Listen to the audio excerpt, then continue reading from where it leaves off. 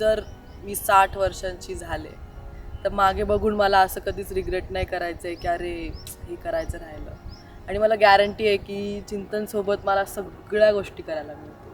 म्हणजे ह्या एकाच व्यक्तीसोबत मी एकदम आनंदाने एकदम मस्ती करत करत आम्ही राहू शकतो.